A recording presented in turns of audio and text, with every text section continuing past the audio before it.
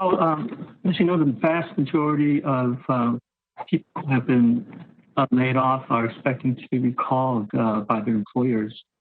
At this point, what is your expectation of how much of these job losses will be permanent?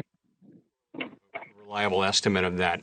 Clearly, not everyone will go back, but I would say many will go back. But what's going to be the remainder when when we reach sort of what is the new normal? It's so uncertain, but it could be a good number of millions of people, I think, in many estimates. But I'd say you're so early in the process.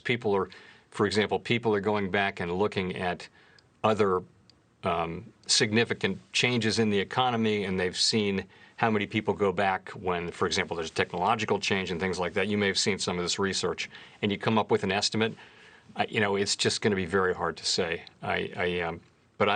My assumption is that there will be a significant chunk well into the millions.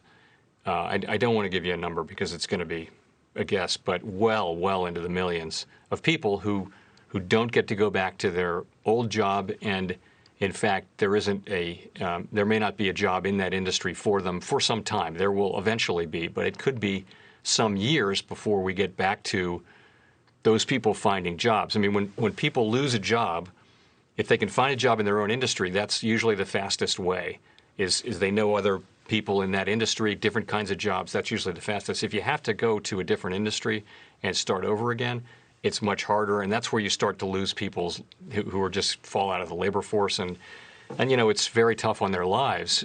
We all know people to whom that happened in the global financial crisis, and hence our desire to do what we can to support this and support this recovery with the tools that we have.